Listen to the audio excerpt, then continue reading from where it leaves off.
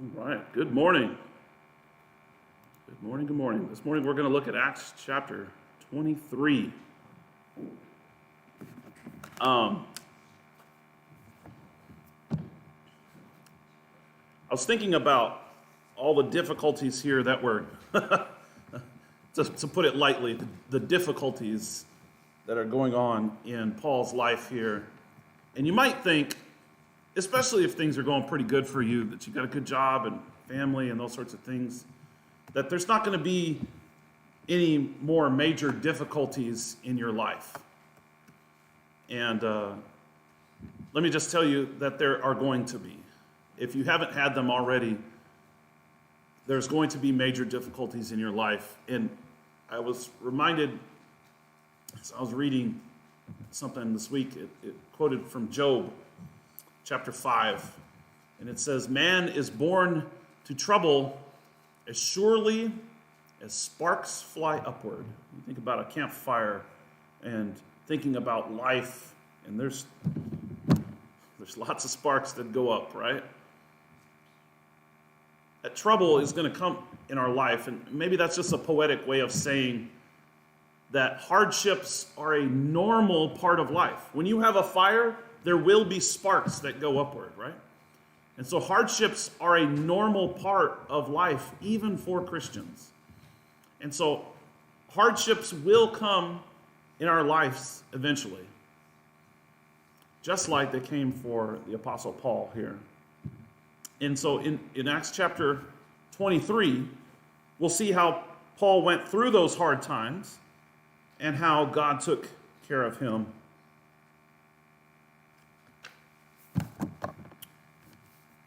There are days in our lives.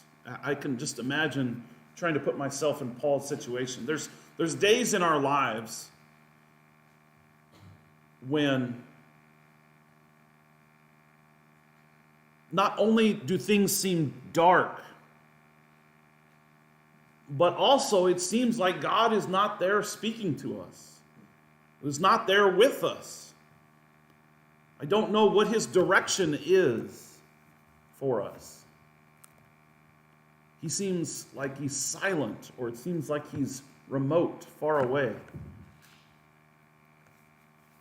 And of course, that leads to the question then, does that mean that God has forgotten us or doesn't care about what's happening in our life? God is never closer to his people, though, than when they cannot see his face. I want you to think about that. And thankfully, that is wonderfully true. But there's still the dark times to deal with, right? That's a wonderful thought. But we still have to deal with those dark times that are in front of us, especially when we seem to be going down some pathway that is weary for us. Either it's like we're carrying a pack of some heavy load from day to day, and we somehow wish that we could break out of it. And what do we do in those times? Well, my admonition for us this morning, my encouragement for us this morning is that we need to live by the words that we have received from God in our lives. Not the words that we've received in our lives, but the words that we have received in our lives. These words are supposed to remain with us. And they remained with Paul to strengthen him. And so they can strengthen us to trust God when there are difficult times. We need to live by faith in these promises, the promises that God has made throughout history, and trust in the same God who gave those promises. So, Acts chapter 23, if we back up a little bit to get the story, Paul is going in front of the Jewish council. He begins in verse 30 there of chapter 22. "But on the next day, desiring to know the real reason why he was being accused by the Jews, he unbound him." Now, this is talking about the Roman tribune, the guy who's in charge. "He unbound him and commanded the chief priests and all the council to meet, and he brought Paul down and set them before him." Now, let me give you a little bit of context. one thing that the Roman Empire did correctly, at least for the very privileged top 5% or so of the population that was actually Roman citizens, and that could prove that, and that had enough money to be able to educate themselves. One thing that they were privileged by was the fact that if you were a Roman citizen, you could not be taken into captivity, into prison, without charges being brought against you. They had to be said. Nobody could just take you away and make you disappear. At least not officially, right? And so, the tribune wants to know what the charges are. Otherwise, he's going to be in trouble for holding a Roman citizen without charges, right? And so he wants to know what the charges are, if there's anything that's actually against Roman law here, and not just against the Jewish law. And so, Paul the prisoner, it says in Acts chapter 23 and verse 18, he's called Paul the prisoner. And that was the name that the Roman soldiers used, but it's kind of ironic because he calls himself that many other times in other letters that he's written. In Ephesians chapter 3, in Ephesians chapter 4, and 2 Timothy, in Philemon, he calls himself a prisoner for God, Paul the prisoner. And so Paul was under this military custody, which meant that he was physically bound to a Roman soldier who was responsible for him. Now, if there was an actual holding cell, he might be put into that. But at all other times, he was physically chained to a Roman soldier. And they did not provide you with blankets. They didn't provide you even with food other than bread and water. And so he needed his friends to come and take care of him. And so prisoners under this public custody, we could call it, they were put in a holding cell, a horrible place, without any sort of toilet, right? It was just a hole in the ground that they pooped in over in the corner. And so there's lots of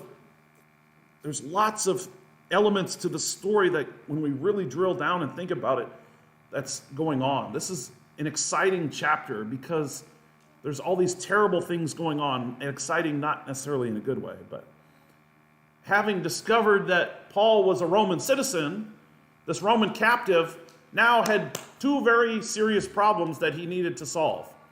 First, he needed to let the prisoner know what the official charges were that were against him. That was his right as a Roman citizen. And the second problem that the tribune has was he also needed to have some official charges for his own records to share with his superiors. And so he was sure that Paul had done something notorious. Otherwise, why would so many people be upset with him? Why would they want to do away with him and try and kill him on the spot? Yet nobody seemed to know what Paul's crimes were. So he calls the Sanhedrin to gather, and Paul gives his defense. Brethren, I have lived. Now, this is I won't say not a good translation, but it doesn't relate to us what the underlying Greek word really means. Because if I said the Greek word right now, I have lived my life with a perfectly good conscience. Now, if I said the Greek word, you would instantly associate it with something else. But I have politikos my life. That's because the Greek word for city was polis. So politiko was like living as the citizen. He has lived as a citizen of the nation of Israel. He has lived as a citizen his life with a perfectly good conscience before God up to this day. Paul was affirming that he was a loyal Jew and had lived as a good Jewish citizen and had not broken the law. conscience is one of Paul's favorite words, though. And he uses it twice here, once in chapter 23 and once in 24. And then he uses it a lot in his letters. He uses it 21 times in his letters. And the word, our English word, conscience, is really a compound word. Con, meaning with, science. Science meaning, in the Greek, knowledge, right? So with knowledge is what that word means. It's not whatever I feel. That's not what conscience is. Conscience is the little voice inside of you that's telling you the truth because it's with knowledge, right? The word means to know with, or to know together with, to have knowledge of. Conscience is that inner judge or inner witness that is there approving when we do things that are right, and is disapproving of us. And we feel that when we do wrong. Romans chapter 2, verse 15 kind of explains that. But conscience does not set the standard. It's not the little voice that tells us what is right or wrong. That little voice is just repeating the knowledge that it has. So we have to train the conscience. Conscience doesn't set the standard. Conscience only applies the standard. So the conscience of a thief would bother him if he told the truth about his fellow thieves, just as much as a Christian's conscience would convict him if he told a lie about his friends. And so it matters how we train our conscience. Conscience does not make the standards. I want to make that clear, because that's sort of the whole Disney thing, follow your conscience. Well, that's only if your conscience has been taught good things, right? Because conscience doesn't set the standards, it only applies the standards of that person, whether they're good or bad or right or wrong. And so Ananias, this high priest, was so upset about what Paul said that he lived in good conscience that he ordered the nearest council member to strike him, slap him across the mouth. Right? Jesus had been treated very similarly, John chapter 18. Right? And of course, this is illegal, and Paul calls him out on it. Right? But notice that Paul doesn't really apologize here for what he did, for calling out the wrong. But Paul does stand up for what is right. Right? He doesn't say what he said was wrong. But what does he do?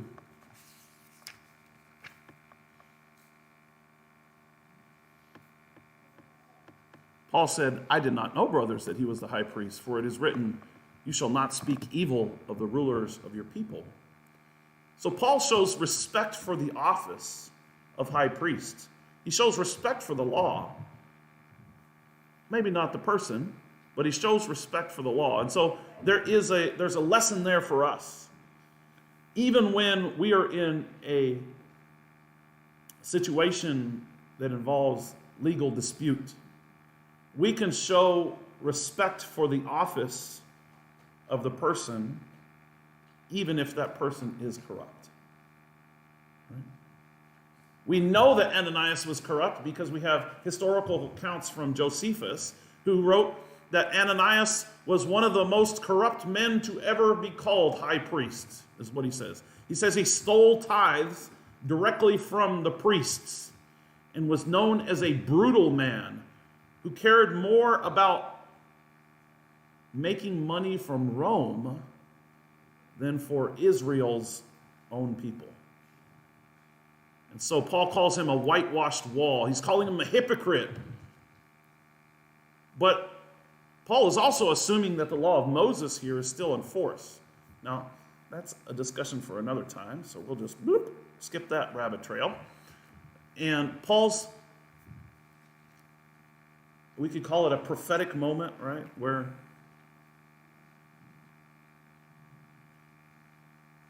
it really comes true in 66 AD, because he calls Ananias this whitewashed wall, What is whitewash? Does anybody know?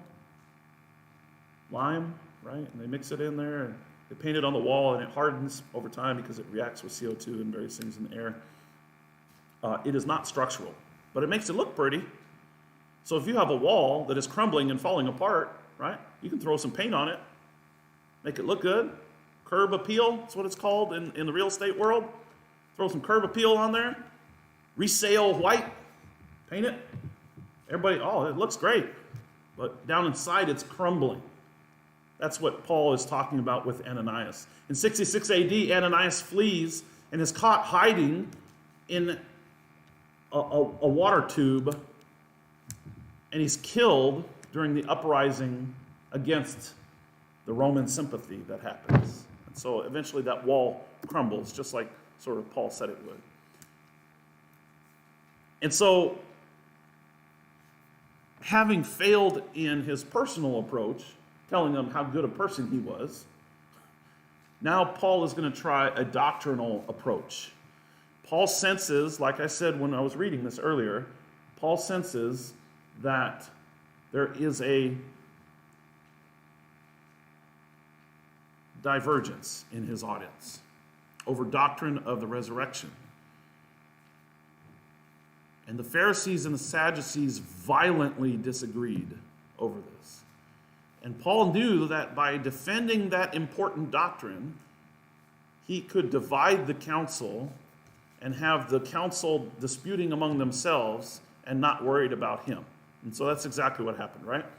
And so violent was that response that Claudius, the leader of the Roman garrison there, the tribune, had his men rush down on the floor and physically remove Paul for a second time. Remember, this is not the first time he's had to save Paul. Also remember that Ananias was a Sadducee. But the majority of the population of Jews was sympathetic to the Pharisees, right? So Paul seems to have been using this division of political advantage, not just doctrinal division, but this political advantage, because the minority group, by putting in their lot with Herod 200 years earlier, had gained the power in Jerusalem. So anytime you have a minority group ruling over a majority, many, many times there is going to be problems, right? And so the real issue here is the doctrine of the resurrection. Not the resurrection in general, but the resurrection of Jesus the Messiah, Jesus the Christ. That's what we're talking about here. Paul's going to go over it 3 more times, so I won't get into it too deep right now. But in Acts chapter 24 next week, and 26 in a couple weeks, and 28. If Paul had been given the opportunity, Paul would have declared the good news about Jesus, that Jesus is the Messiah, the Mashiach in Hebrew. He is the Christ from the Greek. He is the Christ, and he is the resurrection. Just like Paul had been declaring before in all these Jewish congregations, all these synagogues, in all over the empire, he had been declaring that, and that is what got him in trouble. The witness, the evidence of the resurrection is central to the message of the entire book of Acts that we're studying here. It's central to Peter's claim. It's central to Luke's claim, even before we get into the individuals here in chapter 1 and verse 22. Let's go all the way back to chapter 1, because this really sets out what we're going to be reading. In Acts chapter 1, and starting in verse 21, it says, "So one of the men who have accompanied us during that time, the Lord Jesus, went in and out among us, beginning from the baptism of John until the day he was taken up from us. One of these men must become with us a witness to his resurrection." Become with us a witness to the resurrection. So as they're replacing Judas here, they want somebody who has been a witness of the resurrection. But it's not somebody who was a witness. If you'll notice, the tense there is current and future. It's an infinitive. Someone who will be a witness with us. Someone who has seen Jesus. Because it's only somebody who has seen that resurrection that can tell people of it and have the credibility to tell other people of it. And so,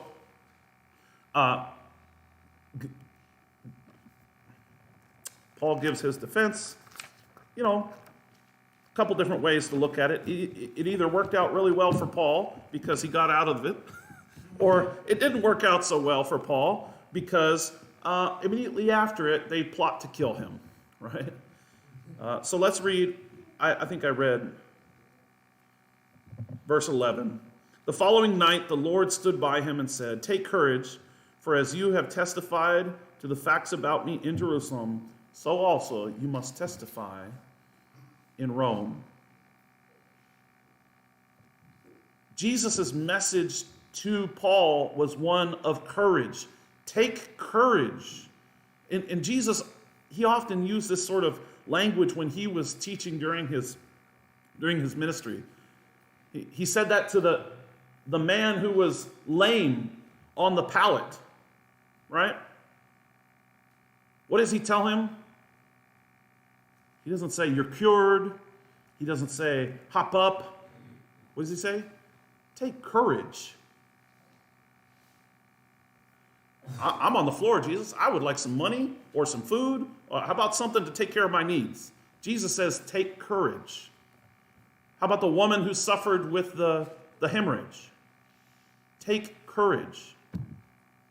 Now, this one makes a little more sense. When they're in the storm and Jesus is sleeping and they got to wake him up because the boat's about to capsize, he says, take courage. When they're in the upper room and he tells them about his death, he says, take courage. And so as God's people, we can always take courage in times of difficulty because the Lord is with us and will see us through. That's the whole point of the lesson that we're looking at during the Bible class, right? We're studying the Old Testament to see how Jesus can be found, at least being pointed to, because we can take courage that those promises are for us as well. They pointed to Jesus. Jesus is the fulfillment of those things. And we can take courage in that because he has made promises to us.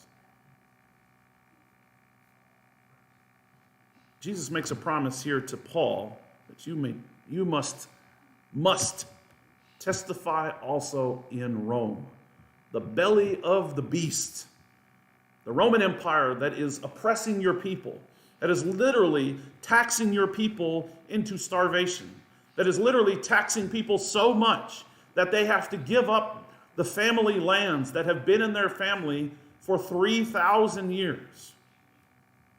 They have to give up that land to the Roman occupiers because they can't pay the tax. The Roman occupiers that are come and stealing their daughters and abusing them and enslaving them. That Roman Empire, Paul's going to go right into the belly of the beast.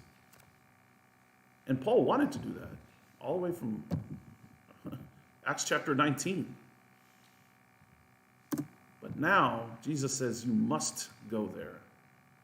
So starting in verse 12, 40 men plot to kill Paul. And I would be very surprised. Let me just try and make an application from this. Because I would be very surprised if anyone listening to this has a group of at least 40 people who are fanatically trying to kill them. But in our lives, we do have an enemy that is far greater than these 40 people. Our enemy is Satan, who the Bible describes as a roaring lion that's looking for somebody to devour, right? That's 1 Peter chapter 5. 1 Peter chapter 5. Satan is an extremely fierce enemy.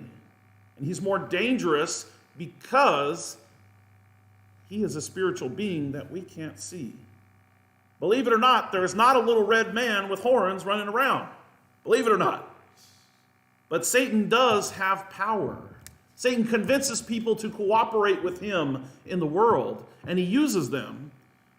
But God is always willing to provide. And in fact, he says he's willing to provide here for Paul.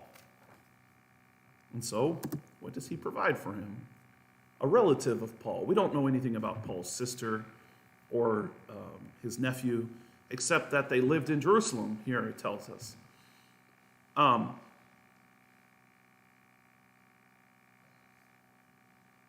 Surprisingly, because remember, Paul's family is from Tarsus, way up north. Surprisingly, not only is this boy in Jerusalem, maybe like Paul, he had been sent there for education, right? Paul was sent to Jerusalem for education. But somehow this boy is also privy to the things that are going on inside the most elite structure within the Jewish community, the Jewish nation. How a young man can sneak in there.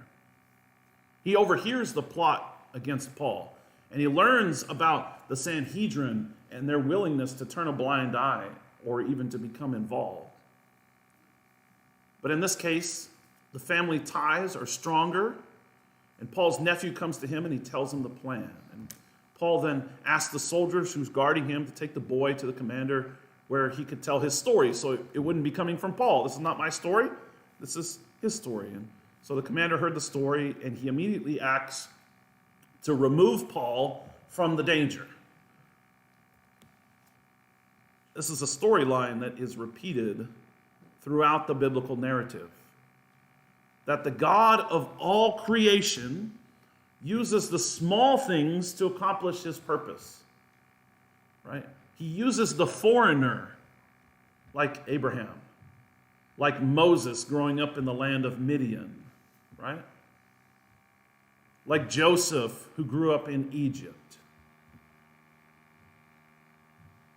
The God of all creation uses the little things to accomplish his purpose.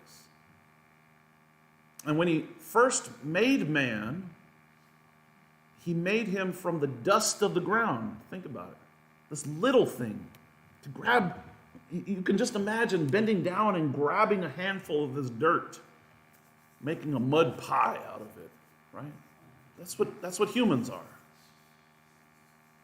And we're supposed to think of that sort of personification of that event.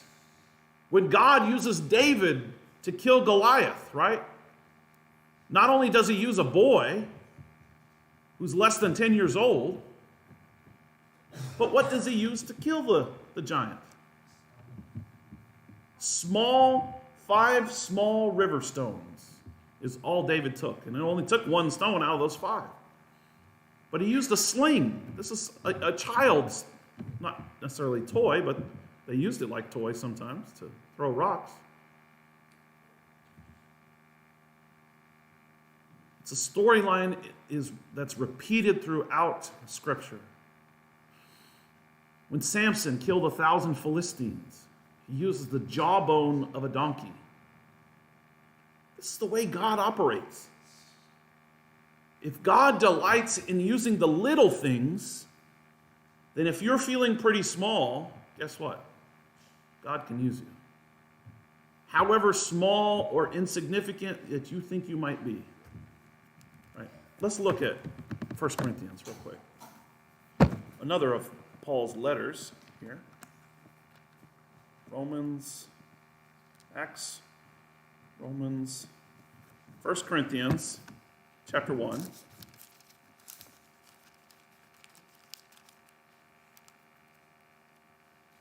Talking about the wisdom of God and how he can only boast in the Lord because it's not his own wisdom and those sorts of things.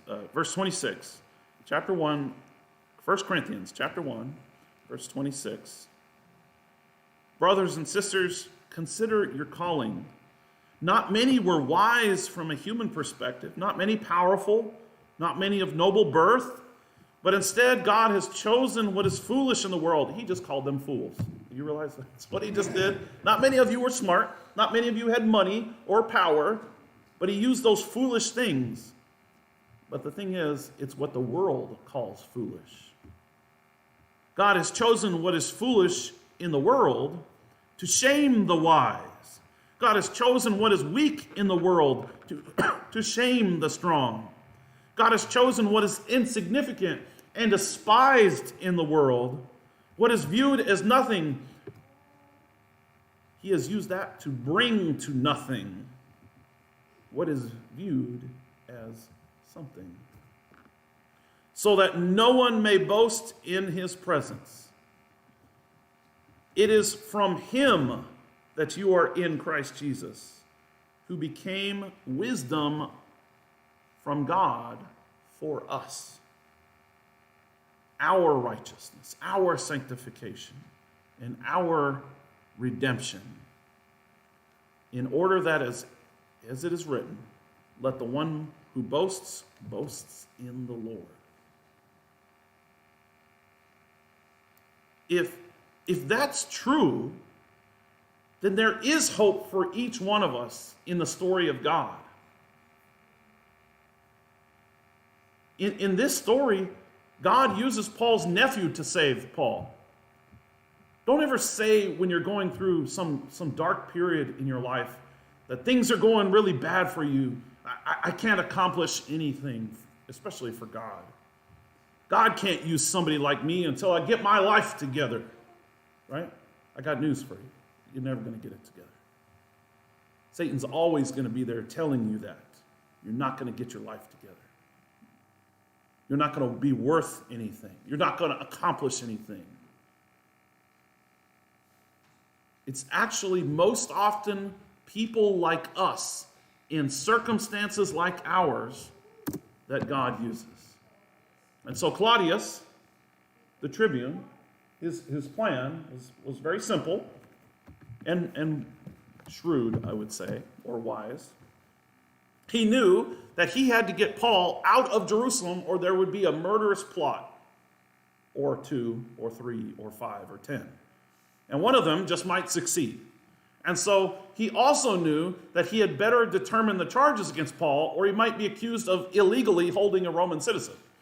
And so Claudius could solve both of these problems with one fell swoop by sending Paul to Caesarea and putting him under the authority of Felix. So we would call this changing jurisdiction nowadays.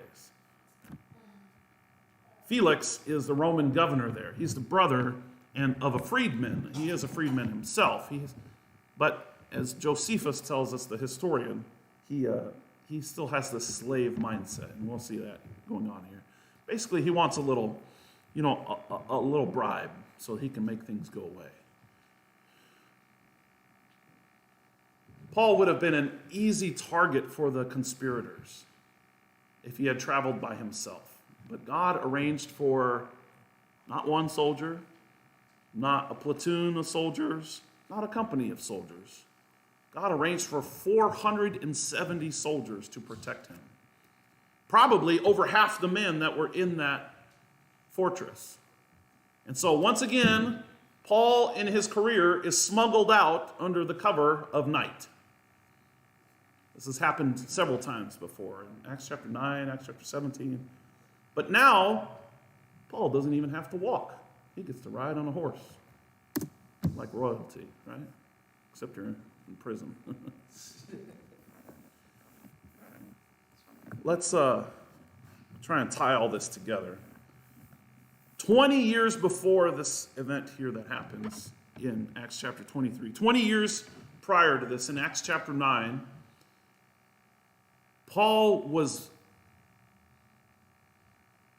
by the Lord.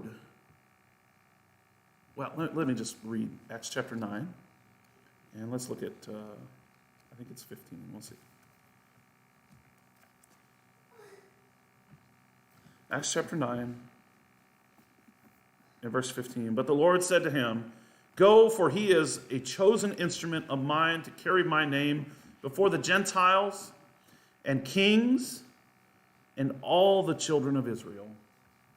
So by this time, the children of Israel had spread out, right? And that's why Paul goes to all these synagogues, and they reject him. And so he goes to the Gentiles. Paul was told that he would carry the Lord's name before Gentiles and their kings. And now that promise is going to be starting to be fulfilled. And next week we'll see that Paul testifies in front of Governor Felix in chapter 24.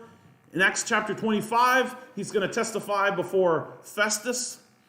Eventually in Acts chapter 26, before King Agrippa.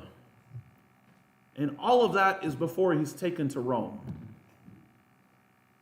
And as we look over what has happened so far in this chapter, you can't help but be sort of impressed by the commitment that Paul has to his calling.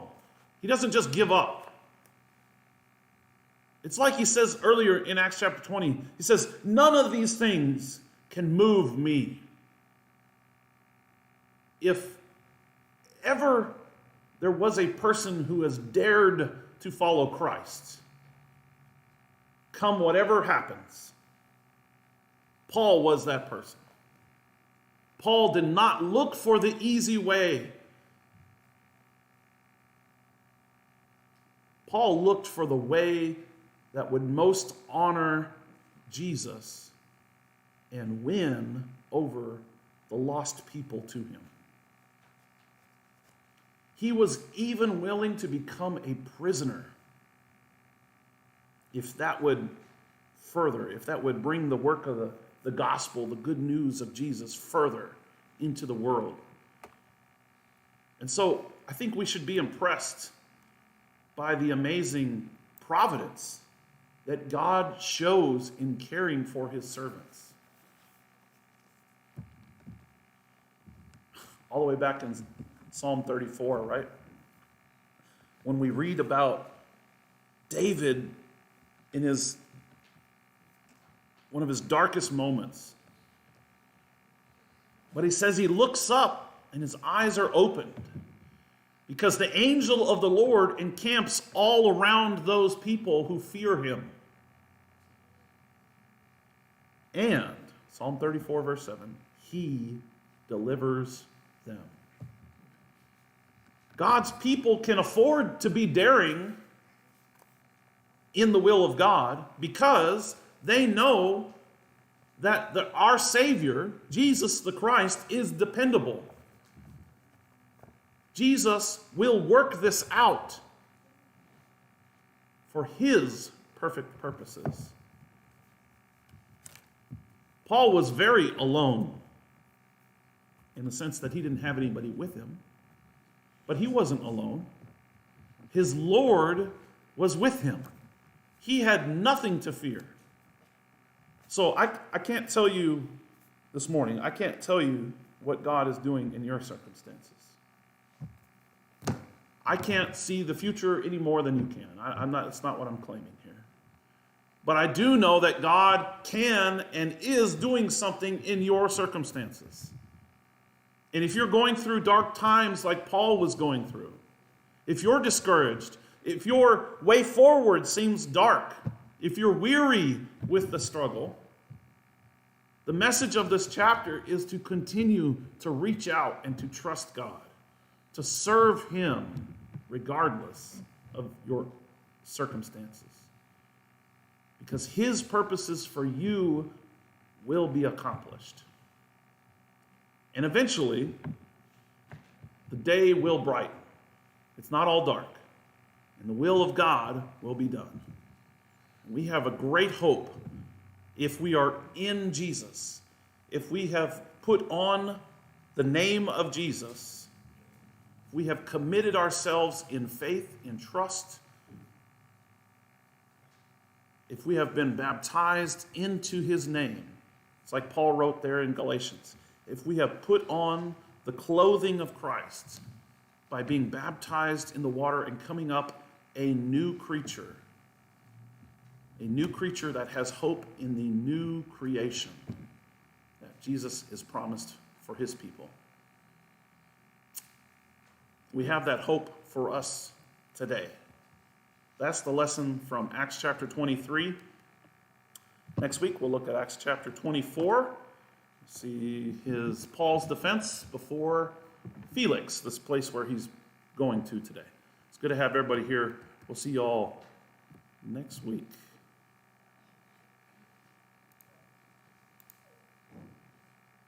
All right, let's grab our songbook. Number 458.